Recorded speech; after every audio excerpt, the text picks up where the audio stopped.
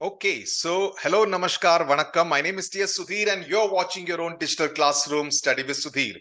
आज इस वीडियो में मैकबेथ एक्ट 1 सीन 6 पर नजर डालेंगे। छोटा सा सीन है, लेकिन इस सीन का इंपॉर्टेंस इस बात से है that this is kind of providing a contrast to what will happen inside the castle. Castle के अंदर, किले के अंदर क्या होगा, उसका कॉन्ट्रास्ट इस सीन में प्रोवाइड किया जाता है, क्योंकि ये पूरा सीन किले के बाहर किया गया है और यहां पर मुलाकात होती है डंकन की लेडी मैकबेथ से।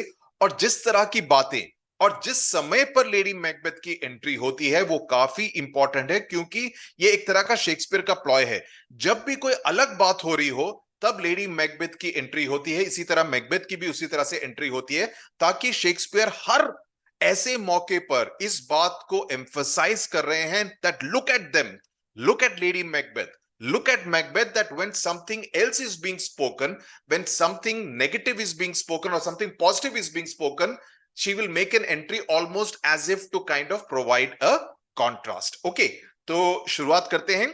तो before Macbeth's castle is where this particular scene is being staged. Duncan की एंट्री होती है क्योंकि उन्होंने कहा है कि आज रात वो मैकबेथ के किले में बिताएंगे। मैल्कम, डोनाल्बिन, उनके दो बेटे, बैंको, Lennox, Macduff, Ross, Angus and attendants, ये सारे काफी सारा एक तरह से क्या बोलते हैं उसको, काफिला बोलते हैं। सारे लोग डंकन के साथ आए हैं रात मैकबेथ के कासल में गुजारने के लिए। डंकन बाहर देखकर बोलते हैं that this castle has a pleasant air, that this castle has a pleasant seat, the air nimbly and sweetly recommend itself unto our gentle senses. कहने का मतलब यह है कि ये कासल में एक काफी सुखद तरीके की हवा है, एक सुखद तरीके का वातावरण है। The environment is very pleasant out here, okay, and the fresh air, जो ताजी हवा है वो that is kind of delights us. Recommends itself means, it is telling us that please like me. The sweet air, the fresh air is telling us that, please like me because I am so delightful, I am so sweet out here. Okay, and it is delighting, or it is making it's making our senses feel good, gentle senses यानी कि noble senses. बैंको बोलते हैं this guest of summer, the temple haunting martlet. Now martlet एक चिड़िया का नाम है, okay, एक bird का नाम है, it is a bird, does approve by his loved masonry that the heaven's breath smells wooingly here, no jutty, frieze, buttress, nor coign of vantage, but this bird hath made his pendant bed and procreant cradle where they most breed and haunt. I have observed the air is delicate. Now, what is Banco saying in reply to what Duncan has generally observed? प्रश्न नहीं पूछा है, लेकिन एक observation किया है, और उस ऑब्जर्वेशन को सपोर्ट करते हुए बैंको क्या कहते हैं? बैंको का कहना है कि ये जो मार्टलेट है, जिसका कि दूसरा नाम है, उसको मार्टिन भी कहते हैं। ओके, ये जो मार्टिन है ये एक तरह का समर बर्ड है, गर्मी के महीनों में ये ज्यादा दिखता है। Okay, it's a summer bird, the Martin. ये अपना घोंसला, मैंशनरी मतलब ये अपना घर, यानी कि उसका जो घोंसला है, the nest that it builds its nest here, which shows that यहां पर जो हवा है is very very sweet. Heaven's breath यानी कि breeze is indeed very sweet. So he is supporting what king Duncan has said कि यहां की हवा काफी ताजी है, और इस बात का प्रमाण यह है कि यहां पर मार्टिन अपना घोंसला बना रहा है। Okay, so he is providing that age proof. Reasoning questions के लिए इस बात को जरा नोट कीजिए, गौर फरमाइए। Okay, so and then he goes on to say that see the temple haunting martlet. Temple haunting का क्या मतलब है, उसको टेंपल हॉन्टिंग क्यों बोला गया है? Yet another reason question. The martlet has been called as a temple haunting martlet because it is a reference to the habit of this particular bird, the martin, to make its home in the steeples of the churches. Churches के जितने भी protruding areas वगैरह होते हैं, वहां पर वह अपना घोंसला बनाती है। चर्च यानी कि temple, that is what it is meant to be. In European countries, the churches are referred to as temples. In fact, जब मैं 2001 में यूके में पढ़ रहा था, कार्डिफ में, जो कि वेल्स में है, लंदन से 4 घंटा कुछ दूर, तो one of my classmates lost her father back in India. She couldn't go back, but she wanted to offer some prayers at a temple. Now we looked up the directory, the local Cardiff listings, etc., and we found that there were a few temples, only two, 3 temples. So we went on a Saturday to go to the temple. और वहां पे पता चला कि वो actual में church है, लेकिन उसको टेम्पल ही कहा जाता है यूरोपियन कंट्रीज में. So I'm just telling you what happened, I mean personal experience. Then he says that there is no jati यानी कि there is no projecting part. कोई ऐसा पार्ट नहीं है कि जो बाहर बिल्डिंग से बाहर को निकला हुआ है जहां पर घोंसला बनाना आसान हो.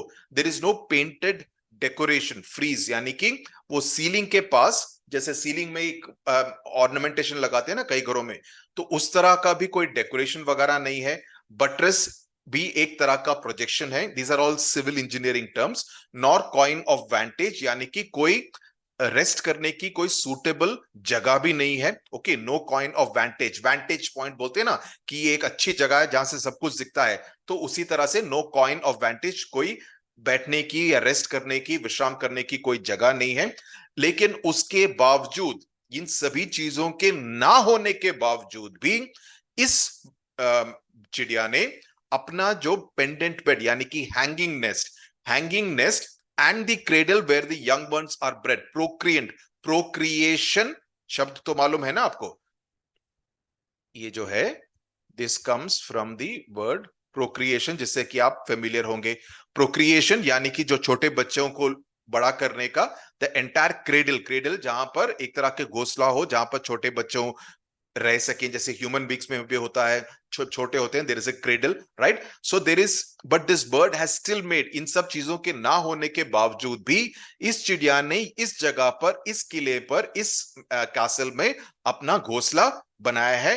और मैंने ये नोटिस किया है, I have observe the air is delicate and where they most breed and haunt, I have observe. So मैंने ये नोटिस किया है कि वो ऐसी जगहों पर अपना घोंसला बनाते हैं और रहते हैं जहां पर हवा सबसे ताजी हो, जहां पर हवा सबसे प्लेजेंट हो. So he is kind of supporting that this is what happened. Now you see, Duncan और बैंको के कहने का मतलब क्या है? They are citing very positive things about the castle, है ना, कि ये कासल इतना बढ़िया है कि यहां पर मार्टिन अपना घोंसला बना रहा है, इवन दो इट्स वेरी फसी, बट यहां पर उसने बनाया है बिकॉज यहां की हवा काफी ताजी है.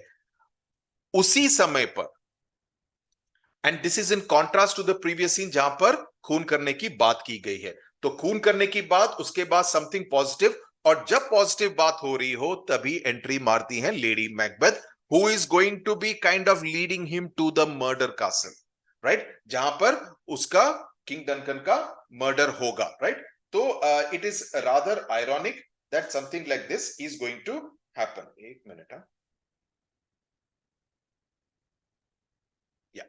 So that's what is being spoken about. आपको ये कॉन्ट्रास्ट समझ में आ गया? लेडी मैकबेथ के एंट्री करने का एग्जैक्ट समय is when they are talking about very positive things about the castle, but the castle will prove to be the place जहां पर डंकन का खून किया जाएगा, right? Act 2 scene 1 और Act 2 scene 2 के बीच में. Okay, now see, we have done the entire Macbeth series on our app course also, which is our, I mean, I think the maximum number of students are in the Macbeth course and the Prism Rhapsody course, okay, class 11, in which we have done the entire thing in English for those of you who are more comfortable understanding it in English. उसके साथ साथ बहुत ज्यादा elaborate notes provide किए गए हैं, reasoning questions provide किए गए हैं, question and answers provide किए गए हैं 5 मार्क और 10 मार्क दोनों के लिए, एंड एमसीक्यूज भी प्रोवाइड किए गए हैं. ऑफ कोर्स डाउट सॉल्विंग तो इमीडिएटली होती है. तो अगर आपको उस तरह की सहायता चाहिए तो हमारे उस कोर्स के साथ जुड़िए, which I really believe is a high quality course, because Macbeth apart from being one of my favourite place is also one play जहां पर काफी एलैबोरेट काम किया गया है, which I have done personally. ये यहाँ वहां से चुराए हुए नोट्स नहीं है जैसे कुछ लोग करते हैं. It is our original stuff which we have created. Of course, referencing it from various sources, बहुत ज्यादा रिसर्च का काम किया है मैंने, उसके बाद ये नोट्स बनाए गए हैं, उसके बाद ये क्वेश्चन आंसर सब लिखे गए हैं, तो you can have a look at it. But यहां पर जो भी हमारे उस कोर्स के साथ नहीं जुड़ सकते, कोई भी कारण हो, उनके लिए यहां पर मैं हिंदी में उसी प्ले को समझाऊंगा as honestly as I can. Okay, that much guarantee I give. I do it for everyone. Now, CCR honored hostess. तभी Lady Duncan आती है, and Duncan exclaims, he kind of sees her and he exclaims, the love that follows us sometime is our trouble, which still we thank as love. Herein I teach you how you shall bid God willed us for your pain and thank us for your trouble. So he says कि देखो हमारे hostess यहां पर आ गई। As a king I must always acknowledge, कि मेरे को हमेशा मेरे जो जितने भी प्रजा है उनका जो प्यार है, the love that is given to me by my subjects, subjects का मतलब प्रजा, I should always acknowledge that even though that may bring us some trouble. हो सकता है कि उससे हमारे को थोड़ी सी मुसीबत का सामना करना पड़े, जिस तरह का प्यार हमारी प्रजा हमारे तरफ दिखाती है, लेकिन मैं शुक्रगुजार हूं कि वो हमसे प्यार करती है। I am very grateful, I am very thankful that they actually love us, which still we thank as love. Therefore I am teaching you, herein I teach you how you shall bid God. So he says that I am teaching you to thank me for the trouble that my presence is causing you, because it comes out of my love for you. क्योंकि मैं तुम लोगों से प्यार करता हूं, Macbeth से प्यार करता हूं, इसीलिए तुमको भी मेरे से थोड़ी मुसीबत हुई है, तो उसके लिए मैं I'm teaching you to thank me for the trouble my presence is causing you, since it comes out of my love for you. In taking the trouble for me, you win God's thanks, right? So in a very convoluted way, he's trying to say that ki I am thankful to you and you should also be thankful to me and thank us for the trouble that we are causing you. Basically कहने का मतलब है कि हमारी तरफ से तुम्हारे लिए थोड़ी मुसीबत हो रही है, तो उसके लिए हमें क्षमा कर देना. So Lady Macbeth says, all our service in every point twice done and then done trouble were poor and single business to content.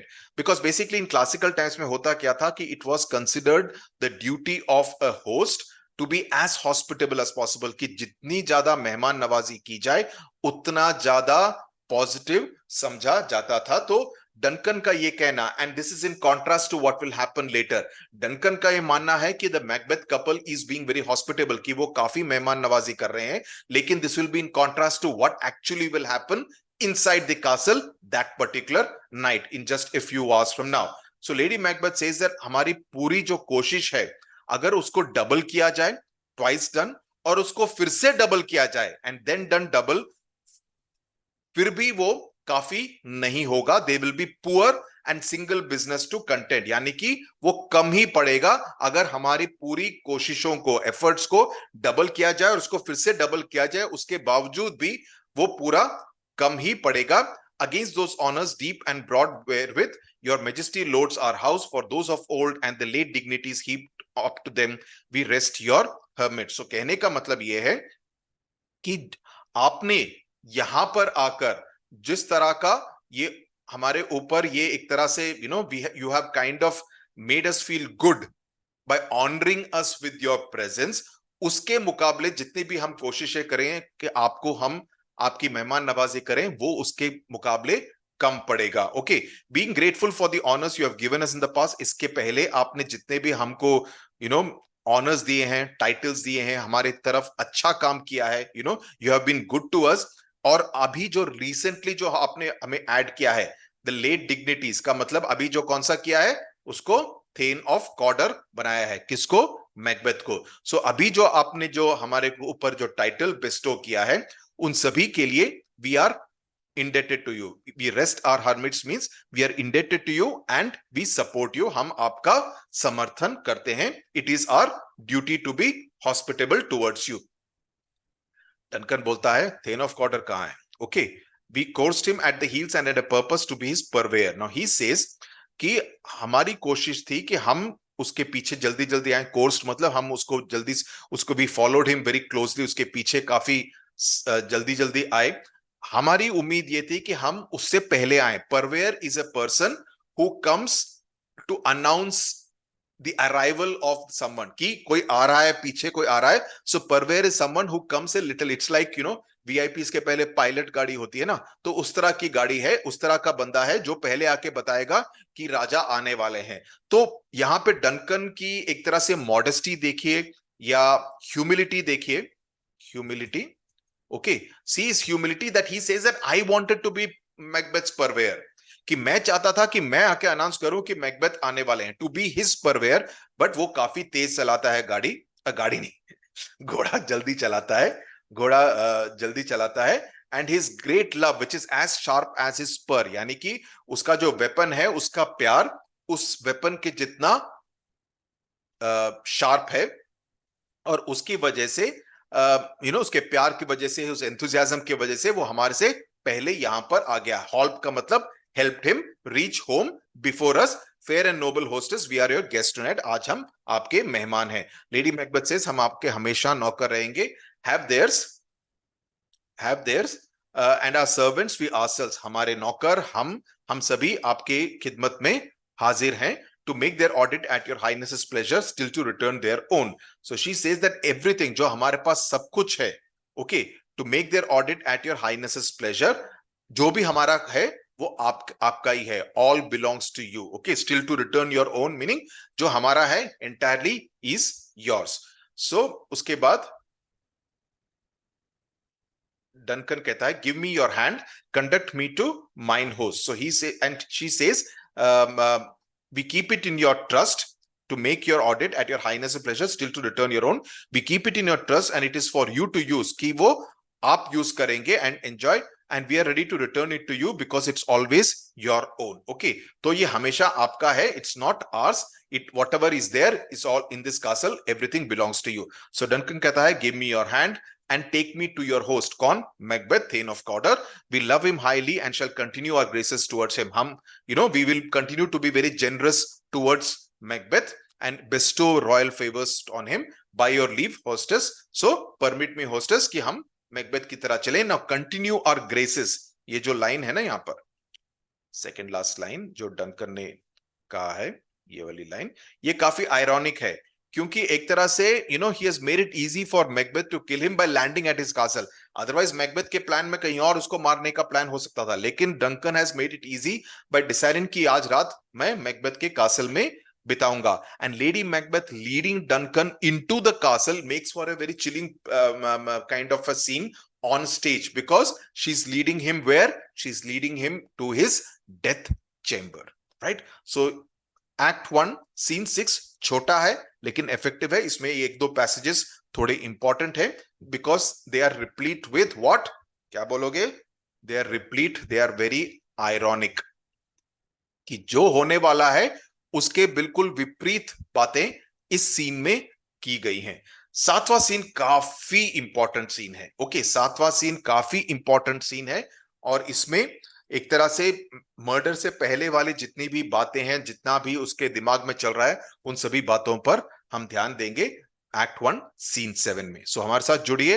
I hope you have understood this particular scene. Subscribe to the channel for all the detailed analysis of the entire Macbeth as well as chapters of Prism and the poems of Rhapsody. Thank you very much.